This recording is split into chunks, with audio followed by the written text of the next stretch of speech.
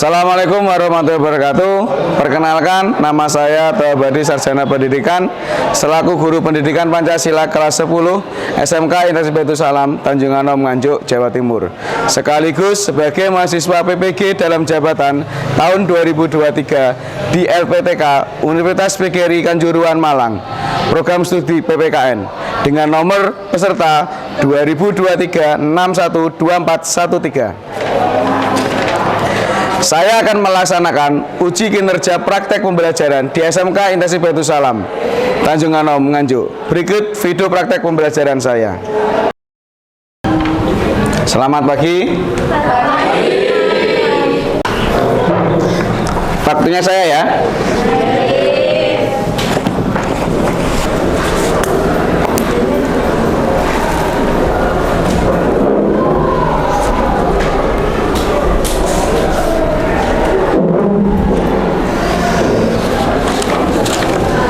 Assalamualaikum warahmatullahi wabarakatuh.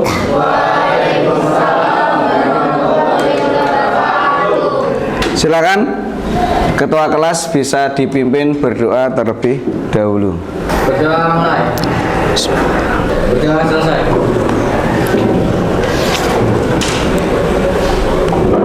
Menyanyikan lagu Indonesia Raya dulu ya. Suara hiduplah Indonesia Raya tuh dua. Indonesia tanah airku, tanah tumpah darahku. Di sanalah aku berdiri, jadi pandu ibuku. Bangsaku, rakyatku semuanya, bangunlah jiwanya, bangunlah badannya untuk Indonesia Raya. Indonesia Raya, merdeka, merdeka, hiduplah Indonesia Raya. Selesai. Gimana pagi hari ini? Sehat ya? Ada yang sakit? Tidak ada. Ahmad Aska Maulana, Aditya Wardana, Akmal, Aldi, Ayu Nur, Bagus, Gio, Muhammad Anas, Siska, Siti Istiqomah, Felinda. Yang tidak masuk Aldi dan Aldi saja ya, sakit. Semoga Aldi segera diberikan kesehatan, kesembuhan, agar bisa bergabung lagi dengan kita. Silakan dirapikan dulu sebelum kita ngawali pelajaran. Meja, kursi, tempat duduknya, buku paket, buku bahan ajar, modul ajar, semuanya bisa dikeluarkan terlebih dahulu. Tujuan pembelajaran pada pagi hari ini, peserta didik dapat menganalisis satu produk perundang-undangan apakah telah diarahkan untuk mencapai tujuan pendirian negara Republik Indonesia, melayani rakyat kebanyakan dan tidak berpotensi terjadi korupsi di hari ini. Jadi kalian nanti diharapkan dapat menganalisis produk-produk perundang-undangan. Di minggu yang lalu kalian sudah kita bahas bersama-sama materi apa minggu yang lalu?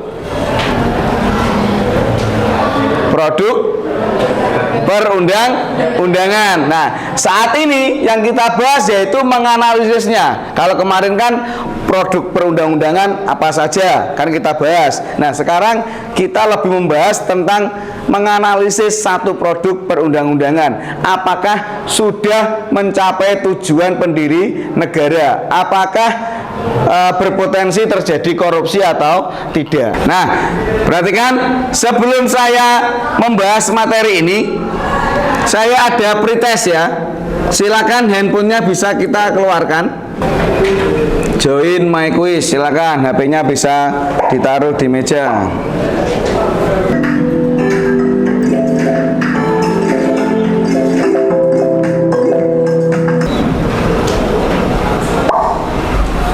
Adit, mana Adit? Nah, tepuk tangan untuk Adit ya, nomor 2. Malail, mana Malail? Malail nomor 1. Kaisa, mana Kaisa? Angkat tangan. Nah, nomor 3. Selamat. Nah, yang lain tolong untuk lebih ditingkatkan lagi. Kita akan masuk ke materi ini. Menganalisis satu produk perundang-undang. Baik. Nah, sekarang saya mau kita bersama-sama menganalisis tentang undang-undang ITE itu. Apakah itu bermanfaat untuk kalian? Menganalisis produk perundang-undangan. Nah, kemarin kita sudah membahas tentang ini, tentang produk perundang-undangan, jenis-jenis produk perundang-undangan. Kita akan bahas ini, analisis isi produk perundang-undangan. Jadi setiap produk perundang-undangan itu harus ini. Yang pertama, tidak boleh bertentangan dengan Pancasila dan Undang-Undang Negara Republik Indonesia tahun 45. Isi harus searah dan mendukung peraturan perundang-undangan di atasnya. Paling bawah undang-undang. Tadi kan produk perundang-undangan yang paling nomor terakhir apa? Perda kabupaten. Ini harus merujuk atau searah dengan perda provinsi. Kalau tidak ada pertanyaan, ini ada video. Ini nanti tolong kalian belajar untuk menganalisis isi dari tayangan video ini.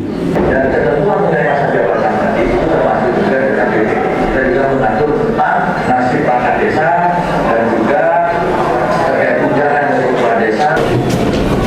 Yuk kita analisis bersama-sama dari tayangan video tadi. Video tadi tentang apa? Yang pertama, masa jabatan kepala desa. Di video tadi direvisi menjadi berapa tahun? 9 tahun dengan 2 kali periode. Sebelumnya berapa? Sebelumnya 6 tahun dengan 3 kali periode. Dana desa ini menjadi kenaikan 20%. Kalian menjadi anggota dewan ya. Yang setuju tentang masa jabatan 9 tahun angkat tangan. Yang setuju 1, 2, 3, 4, 5, 6, 7, 8, 9, 10, 11. Itu ya. Ada lagi alasannya kenapa kalian setuju? Apa? Itu ya. Sekarang untuk memahami lagi materi ini nanti saya bagi kelompok menjadi 4. Seperti biasa kita hitungan mulai dari sini 1 sampai 4 terus kembali lagi ke 1. Ya, kelompok 1 mana? Kelompok 1, kelompok 2, kelompok 3, kelompok 4. Perhatikan. Saya bagi ya kelompok 4. LKPD-nya kelompok 1 warga miskin hidup memperhatikan. Silakan disimak videonya. Yang bagian mengerjakan di kanvas siapa? Sama. kelompok berapa ini? Kelompok 4. Videonya tentang apa? Perundungan. Bullying.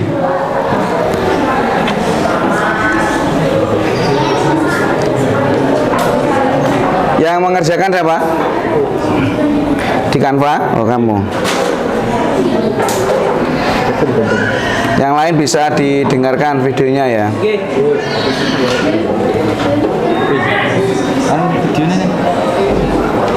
Lubang.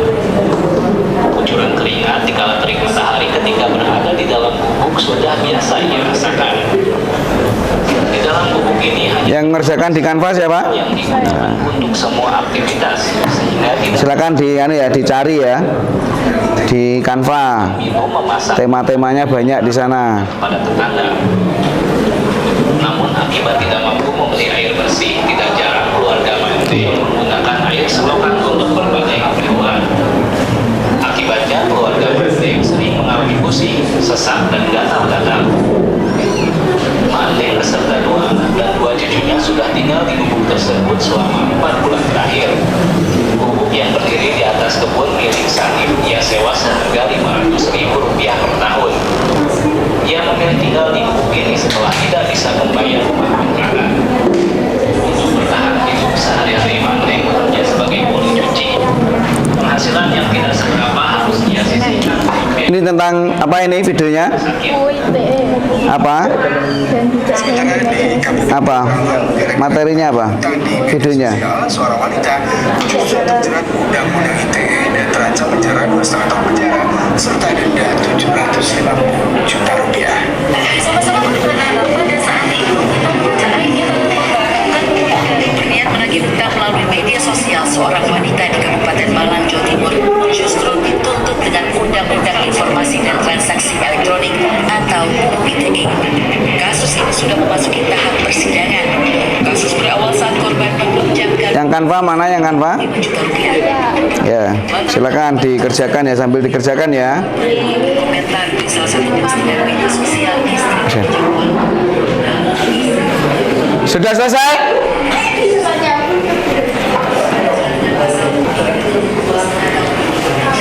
Sudah, saya download dulu. Ini nanti silakan kelompok kalian maju ke depan semuanya. Ada yang bertugas menjadi moderator, ada yang bertugas menjadi operator. Kalau operator ini nanti yang di sini operator untuk PowerPoint-nya, moderator untuk membagi acara. Ini nanti akan ada sesi tanya jawab. Jadi silakan kelompok yang lain menyimak, terus nanti ditanyakan apabila ada pertanyaan. Untuk kelompok 3, silakan. Assalamualaikum warahmatullahi wabarakatuh. Perkenalkan, kami dari kelompok 3 ingin mempresentasikan tentang UU ITE.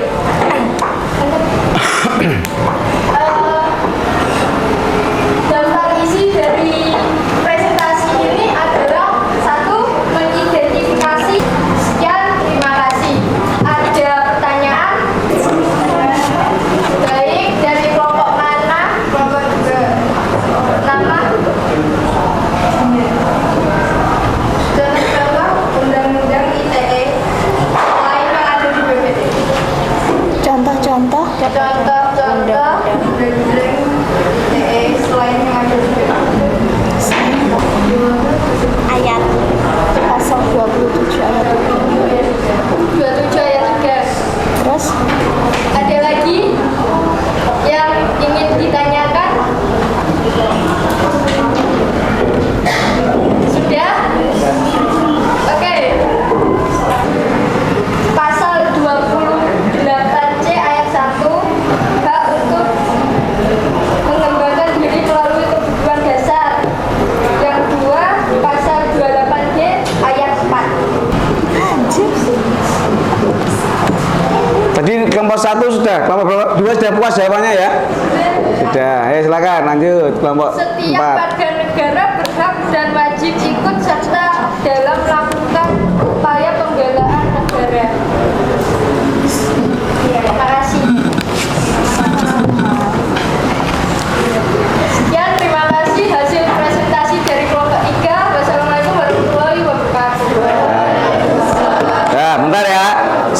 sebelum ditutup sebelum ditutup ya, kita akan menyimpulkan dari penampilan kelompok 3 tadi. Di videonya tadi tentang apa? Undang-undang ITE. Tentang masalahnya apa tadi? Hati-hati dan bijak dalam bermedia sosial. Bermedia sosial. Kasusnya apa di video? Pencemaran nama baik. Pencemaran nama baik. Banyak sekali, lengkap ya. Terima kasih untuk kelompok berapa? Kelompok 3. Silakan. Sudah ditutup ya? Sudah ya. Kalau sudah berarti beri tepuk tangan yang paling murah untuk kelompok. Sudah. Ya, terima kasih. Silakan bisa kembali ke tempat duduknya. Ya, kelompok 4, saya waktu 10 menit dimulai dari sekarang.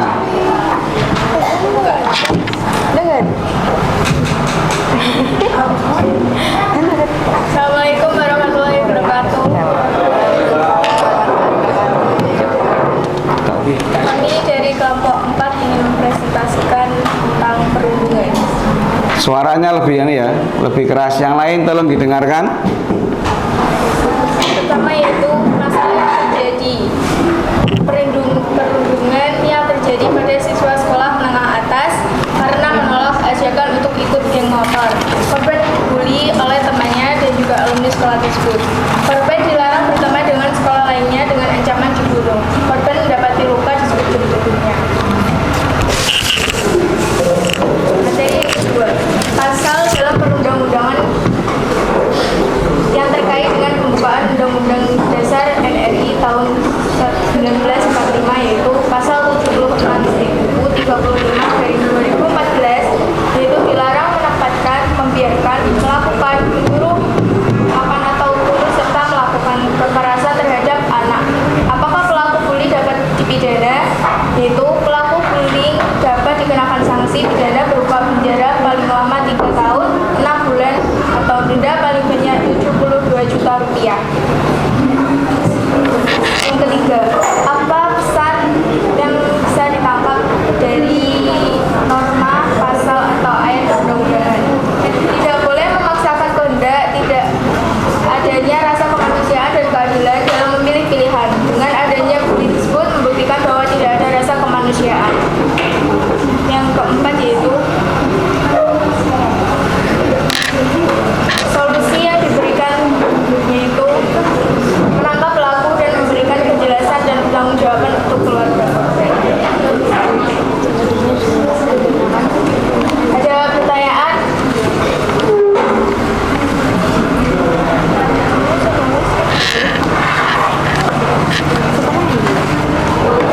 Silakan, ada pertanyaan dari kelompok yang lain?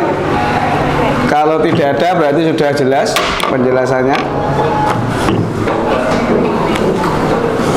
Satu pertanyaan saja, tidak usah banyak-banyak waktunya karena kita sudah mepet. Ada kelompok berapa? Ada yang tanyakan? Tidak ada. Sekian presentasi dari kelompok 4. Maaf jika ada salah. Terima kasih. Wassalamualaikum warahmatullahi wabarakatuh. Waalaikumsalam warahmatullahi wabarakatuh. Benar. Ya, kelompok 4 tadi yaitu tentang kelompok apa? Perundungan atau bullying yang terjadi di sekolah. Dendanya berapa? 72 juta. Buat beli apa itu? Ya lah, iPhone. Nah, kalau tahu seperti ini berarti kalian harus lebih hati-hati. Ya, lebih hati-hati. Sekarang kan apa ya? Memanggil temannya dengan nama julukan itu adalah hal yang biasa menurut kalian. Betul? Betul? Ya, padahal itu sudah masuk sebagai bentuk yang namanya bullying. Tetapi hal-hal yang biasa ini terjadi kalau kalian yang dipanggil merasa oke-oke saja ya tidak masalah. Tetapi kan kasusnya yang kalian panggil dia sakit hati, mungkin capek ya karena terlalu lama dibullying, akhirnya capek, akhirnya lapor polisi. Kalian ya 72 juta tadi ya dendanya, atau paling tidak kurungan 6 bulan penjara atau denda 72 juta. Yang pengen iPhone silakan dibully ya, kayak itu ya. Sudah ya, tidak ada. Kalau tidak ada silakan tepuk tangan meriah untuk kelompok 4. Silakan bisa kembali ke kelompoknya. Selanjutnya kelompok 1. Apakah ada yang ditanyakan?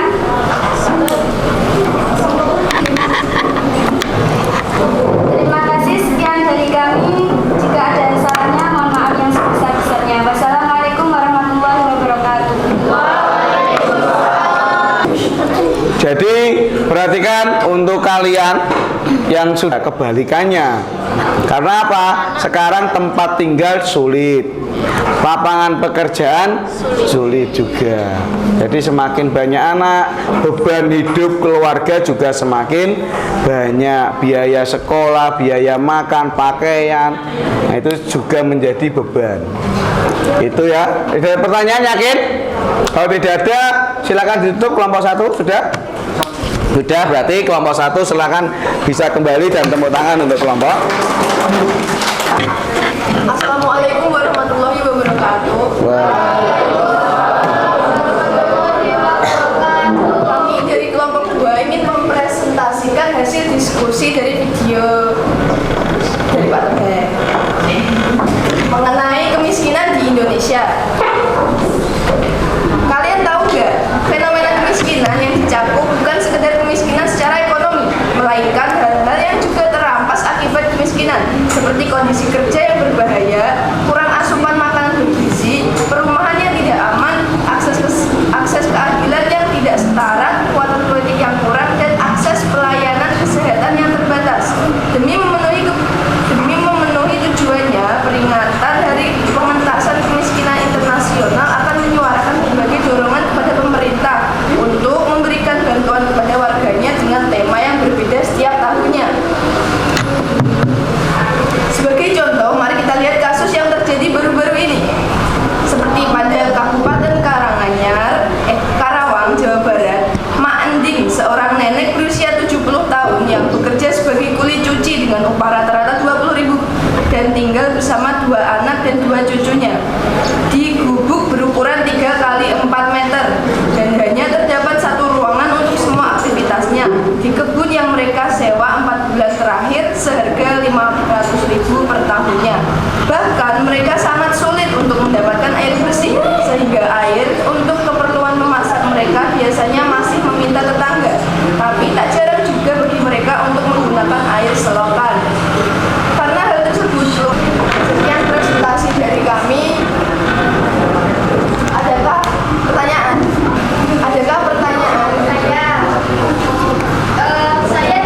Saya dari kelompok 3 ingin bertanya, apa saja pasal kemiskinan selain di DPT?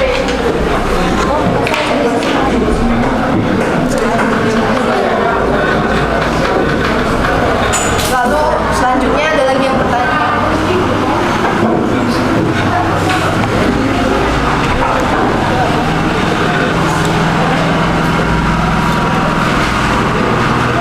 Kelompok lainnya punya pertanyaan?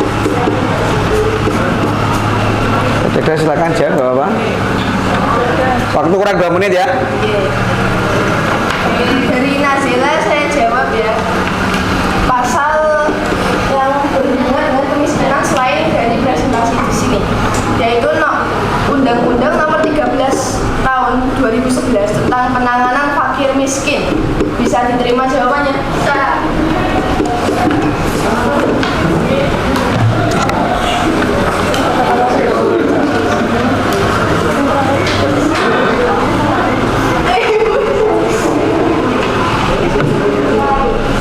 Sudah? Oke. Ada beruang memakan ikan.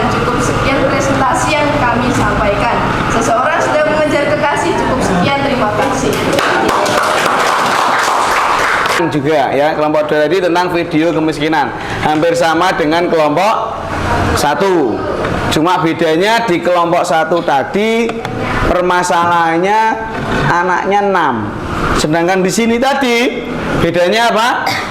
Cucunya 2 sama anaknya 2. Terus di sini lagi juga tidak dapat bantuan Kartu Indonesia Sejahtera. Permasalahannya tidak tepatnya bantuan pemerintah yang diberikan ya. Nah itu adalah kesimpulan dari kelompok 2. Ya, silakan, terima kasih, tampilannya bisa kembali ke tempat duduknya. Tadi kelompok 1, kelompok 2, kelompok 3 dan kelompok 4 sudah mempresentasikan hasil dari tugasnya kelompok masing-masing, diskusi kelompoknya. Kelompok 1 dengan kemiskinan, kelompok kedua dengan video kemiskinan, kelompok ketiga dengan video apa? Perundungan ya, kalau tidak salah ya. Perundungan. Kelompok 4 dengan video undang-undang ITE.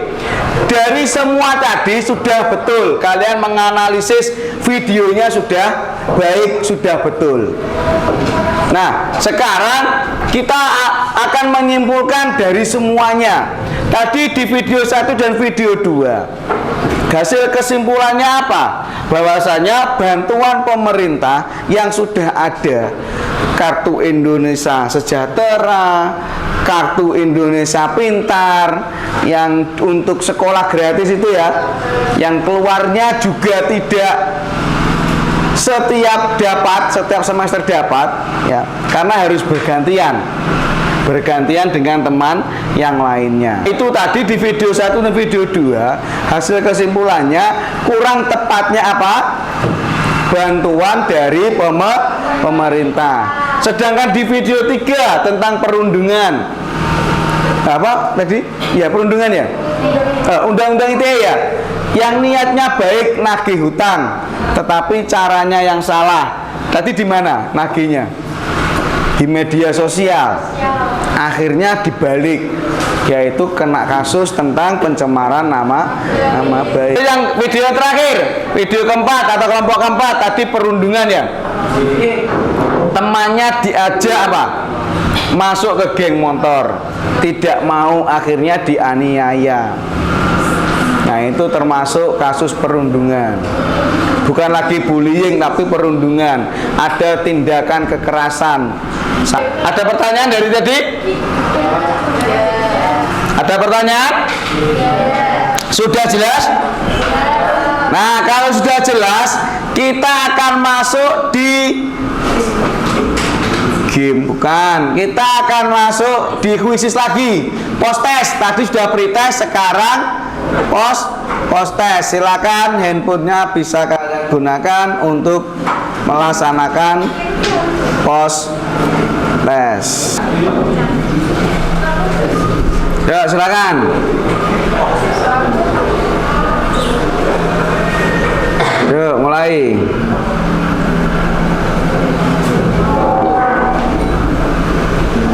Kita lihat berapa nilai, apakah ada peningkatan atau malah penurunan.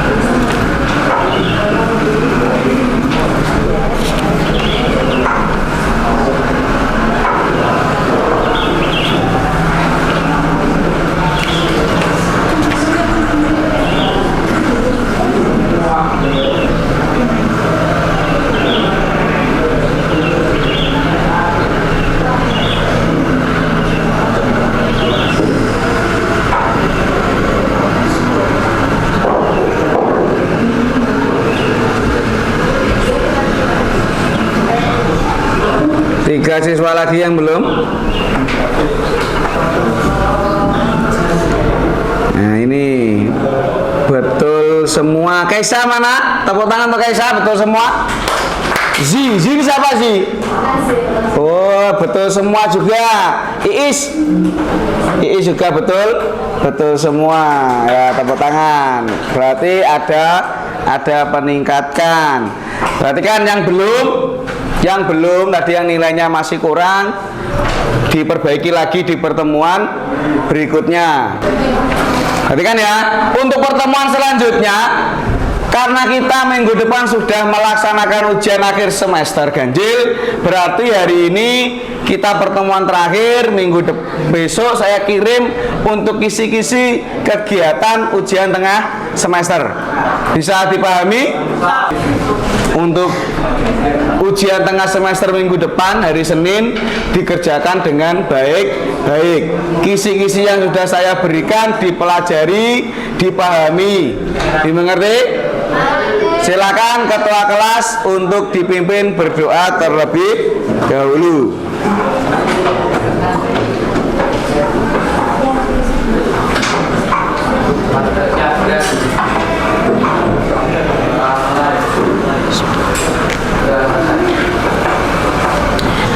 Ya, nanti setelah ini silakan istirahat dulu. Gunakan waktu untuk istirahat, makan siang ya, atau makan pagi boleh, jajan. Terus untuk LKPD-nya silakan bisa dikumpulkan. Ya, dua-duanya. LKPD-nya.